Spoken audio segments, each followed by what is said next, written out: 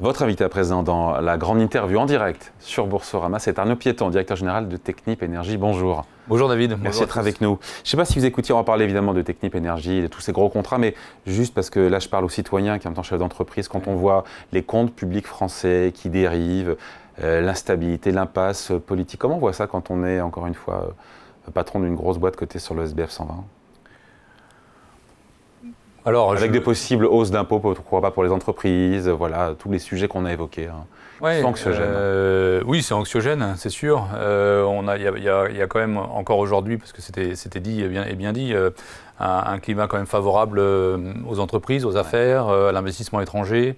Donc, vous l'avez vu ça au travers, c'est intéressant, vous qui avez voyagé beaucoup, comment l'image de la France en termes d'attractivité a changé en 7 ans. Absolument, entre Choose France et d'autres initiatives qui ont été lancées, on voit qu'il y a une grande confiance dans la France, il y a une confiance dans les entreprises françaises, les ingénieurs français, les technologies françaises s'exportent, et il y a un sujet d'attractivité pour les entreprises françaises. Moi, ce qui nous intéresse, Technip Energies, c'est 16 000 personnes de par le monde, en majorité des ingénieurs.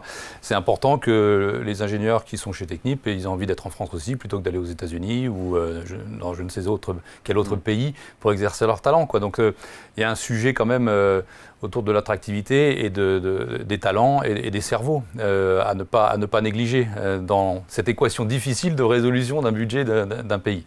Ouais. Mais bon, il y a peut-être un peu de pragmatisme, il faut faire preuve d'un peu de pragmatisme. Bon, on va parler maintenant de Technip Energies. On rappelle qui conçoit, qui construit des infrastructures dans les secteurs de l'énergie, à la fois majoritairement le GNL, mais pas seulement l'hydrogène, le captage de CO2, les biocarburants. On peut dire que maintenant, vous êtes devenu, enfin je pose la question, vraiment un acteur majeur dans ce secteur-là. Absolument, dans la capture de... Sur l'ensemble. Sur l'ensemble, alors, Technip Energies, je vais rappeler, merci pour l'introduction David, je vais rappeler ce que n'est pas Technip Energies. Technip Energies n'est pas un producteur, on ne fait pas de forage, on ne produit pas d'huile, de gaz, etc. Par contre, effectivement, on construit l'infrastructure en aval de ceux qui forent et qui font des explorations. Et Technip Energies, depuis quelques années, depuis sa création, en fait, depuis maintenant 4 ans, a conforté sa position de leadership sur le gaz et le GNL en particulier. On est très clairement un leader bien établi, sur l'éthylène également, les carburants d'aviation durable. Et on a beaucoup accéléré au travers de l'innovation ces 3-4 dernières années sur les sujets d'hydrogène décarboné, de capture de CO2, avec des succès très forts, j'allais dire des flagship projects qui sortent pour nous. Ouais. Et vous avez décroché, avant l'été, j'ai vu ça, un contrat de plus d'1 milliard aux Émirats pour concevoir des trains de liquéfaction de GNL. Donc vous continuez à surfer sur cette croissance du marché du GNL. Oui. Et le GNL, depuis la création de Technip Energies, nous on a dit le GNL, le gaz de manière générale, c'est une solution, une énergie pour la transition. Et on avait incontournable de la transition. Incontournable, absolument. Ceux qui disent pour sa flexibilité. La guerre en Ukraine nous a bien rappelé que le GNL qui se transporte par bateau sous forme liquide, c'est du gaz liquéfié, hein, c'est quand même plus flexible que du gaz envoyé par pipeline. Hein, mais ça reste du gaz qui pollue. Ça reste du gaz, donc ça veut dire que effectivement ça reste une énergie carbonée. Il ne faut pas se mentir. Mais par rapport au charbon, c'est moins carboné. Donc si on commençait par remplacer le charbon par le gaz... en France, il n'y a plus de charbon, on dirait. En France, mais dans le reste du monde, et c'est là c'est un peu dommage, hein, le G7 et les pays de l'OCDE ne supportent plus les projets gaziers de par le monde, ce qui pousse les pays en voie de développement vers plus de charbon. Et c'est dommage. Et la réalité du monde telle qu'elle est aujourd'hui, c'est qu'il nous reste... il y a 8 milliards de personnes sur la planète, il y a environ 800 millions de personnes sans accès à l'électricité aujourd'hui. On peut débattre de la croissance de la population, mais il y aura encore plus 1,5 à 2 milliards de personnes d'ici 2050. Donc là, la demande en énergie va continuer à croître. Et dans les pays en développement, il est un peu hors de question de mettre, j'allais dire, ce qu'on appelle la sustainabilité avant l'accès à l'énergie. Donc il y a un sujet d'accès, il y a une sorte de dilemme à résoudre. Et donc le gaz est une manière de le résoudre. Et chez nous, et on n'est pas les seuls à le penser, on pense que le futur, c'est le renouvelable et le gaz. Renouvelable, nucléaire, etc. et le gaz. Et dans ce cadre-là, la demande en GNL continue à croître. Il y a environ 500 millions de tonnes par an qui sont consommées aujourd'hui.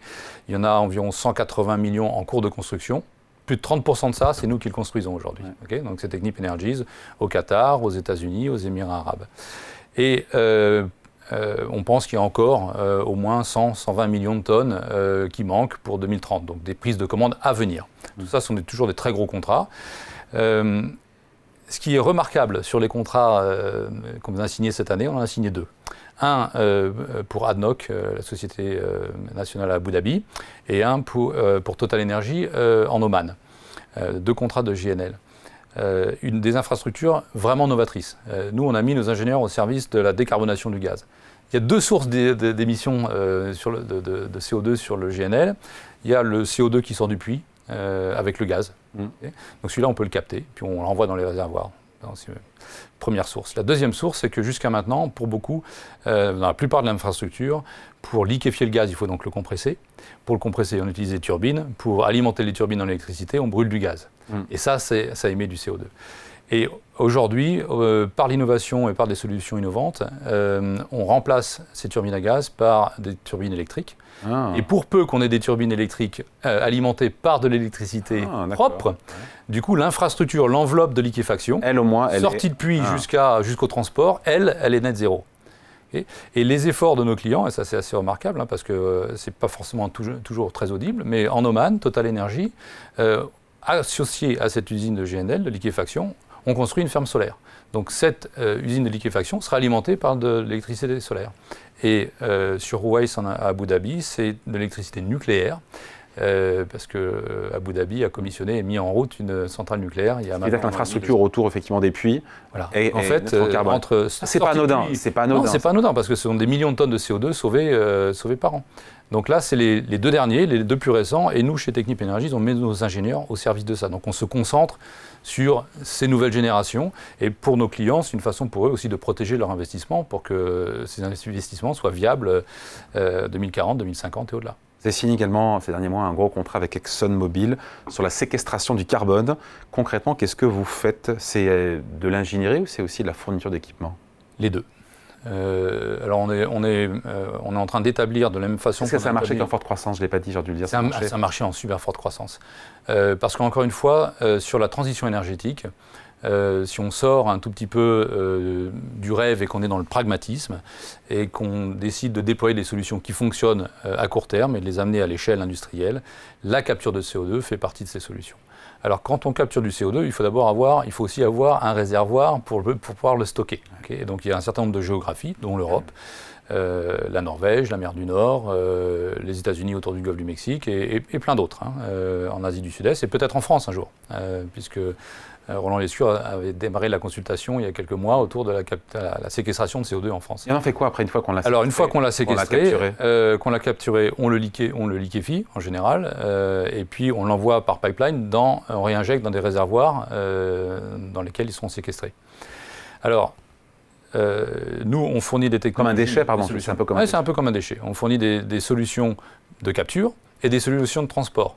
On a par exemple en France une usine à Sens qui fait des bras de chargement et de déchargement de bateau à bateau, de jeté à bateau, pour tout type de produits, tout type de molécules. Et on a innové, on a été les premiers à sortir une gamme de produits dédiés au CO2 liquide. Et ces bras de chargement, on les retrouve sur le projet de Northern Lights en Norvège, qui est le plus gros hub aujourd'hui de séquestration de CO2 au monde. Et c'est un marché en forte croissance, parce que, c'est disponible. Pragmatiquement, on peut décarboner aujourd'hui. C'est la capture de CO2, la seule solution pour décarboner certains secteurs.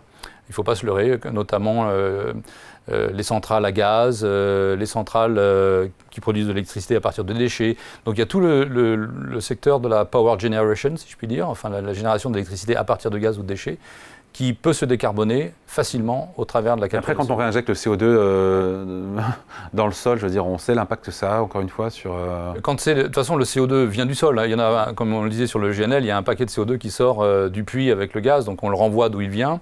Et puis, alors nous, on ne le fait pas, mais il y a des sociétés qui sont tout à fait capables de caractériser les réservoirs et s'assurer et de modéliser le comportement du CO2 dans ces réservoirs. Et il y a des obligations pour nos clients ou pour les gens qui font la séquestration de garder sous surveillance ces réservoirs pendant des dizaines et des dizaines d'années. Voilà, mais c'est le CO2 sort de sous la terre aussi. Hein, c'est pas seulement le CO2 qui vient des industries ou des véhicules, mais il y a du CO2 qui sort des puits. Arnaud Piéton, fin août, vous avez également, en passant en revue, annoncé concevoir l'un des plus gros sites de production d'hydrogène au Royaume-Uni pour BP. Racontez-nous un peu, j'ai compris que ce serait de l'hydrogène bleu, donc avec du gaz et pas de l'hydrogène vert. Vous bossez sur l'ingénierie de cet avant-projet.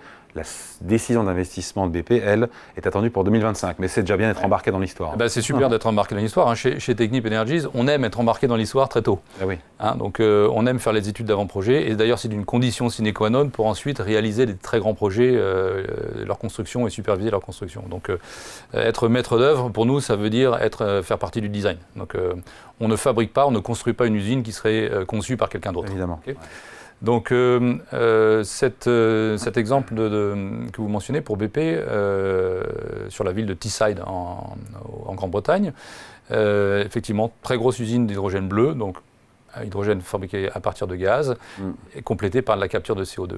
Et associé à ça, en fait, sur Teesside, ça va être un hub. Il y aura non seulement une grosse usine de génération d'hydrogène bleu, donc ça sera décarboné à 98-99% par rapport à l'hydrogène traditionnel. Il y a aussi une centrale à gaz toute neuve, elle aussi combinée avec la capture de CO2, qui s'appelle Net Zero Teesside, pour laquelle nous avons été sélectionnés. Donc là, on parle de projets qui sont de la taille de plusieurs milliards en Grande-Bretagne, avec un engagement fort de la Grande-Bretagne sur Ces plusieurs milliards ne seront pas pour Technip Energies, il y aura un bout du gâteau. C'est un contrat bien pouvoir. Oui, une fois que la décision d'investissement est prise, on sera dans ces contrats-là seront de plusieurs milliards, absolument. Et donc c'est très important pour nous d'être sélectionnés dans la phase amont, évidemment, parce que ça augmente nos chances de succès dans la phase aval. On a compris que Technip Energies se diversifie dans le bas carbone, on l'a vu, l'hydrogène, la captation de CO2, parler du carburant renouvelable aussi. Carburant d'aviation durable, on est le partenaire numéro 1 du premier producteur mondial de SAF, de Sustainable Aviation Fuel, de carburant d'aviation durable, qui est un Finlandais qui s'appelle Neste. Il coûte très cher aujourd'hui.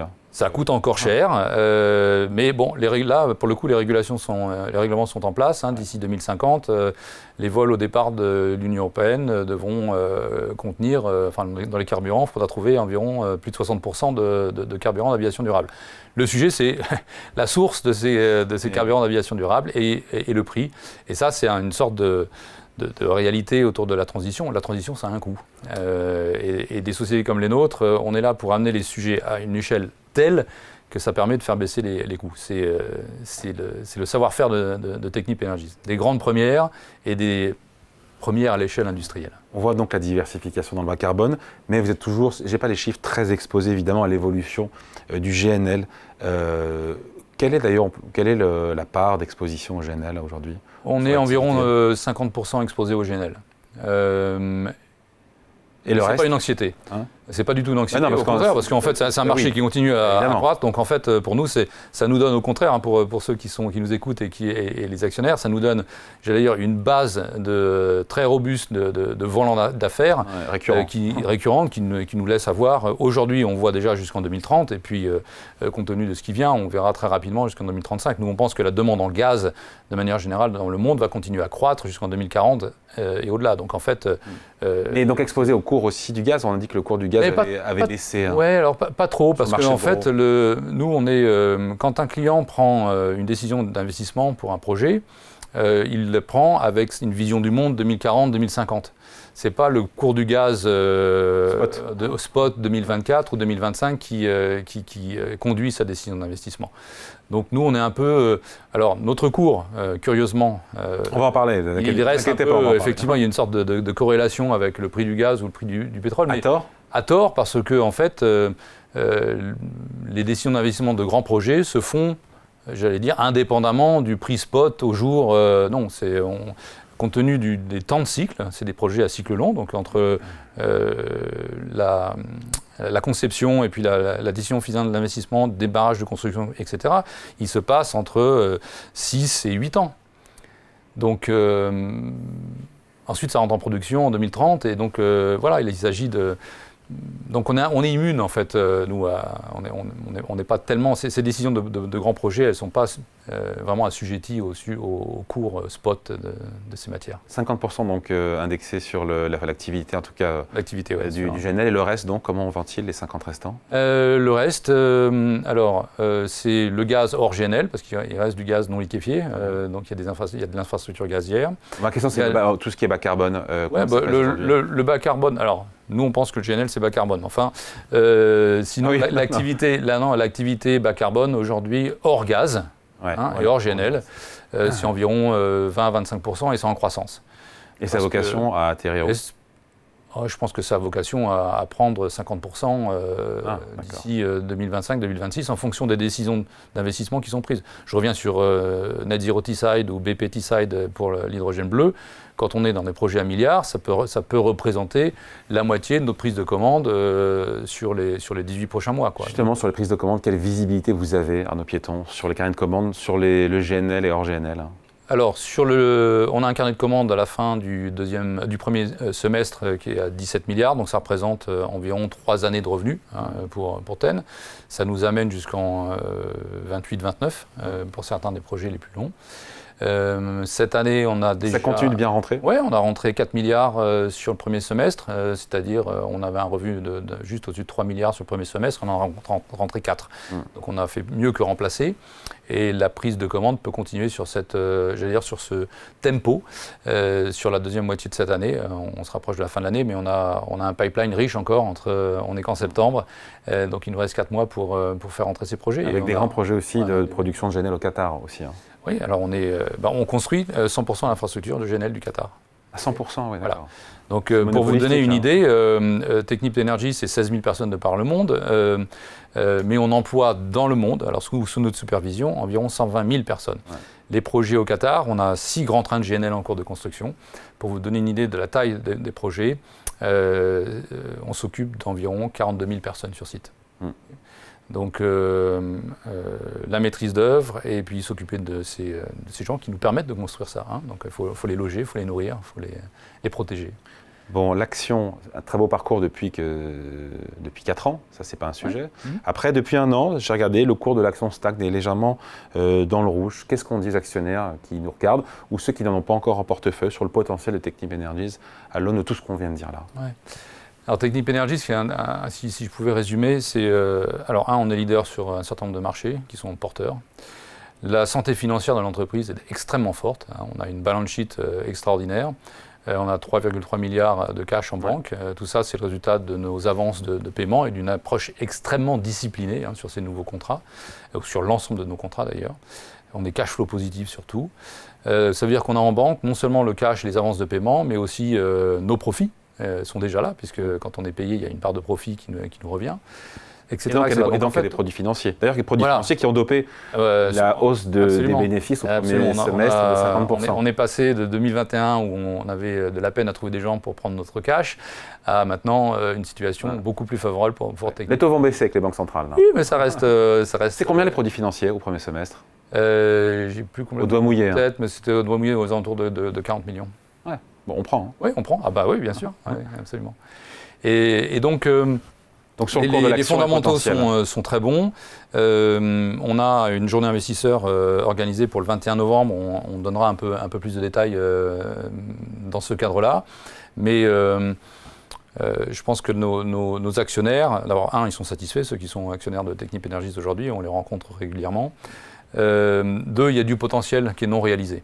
Il y a en croissance de marge. On avait dit au moment de la création de l'entreprise en 2021 qu'on ferait plus 1 point de marge en EBIT, donc du vrai argent, pas de l'EBITDA ajusté, en EBIT. On a fait plus 1 point. Et on voit qu'il y a du potentiel de croissance supplémentaire au travers de encore une meilleure performance sur nos projets, c'est-à-dire plus d'optimisation.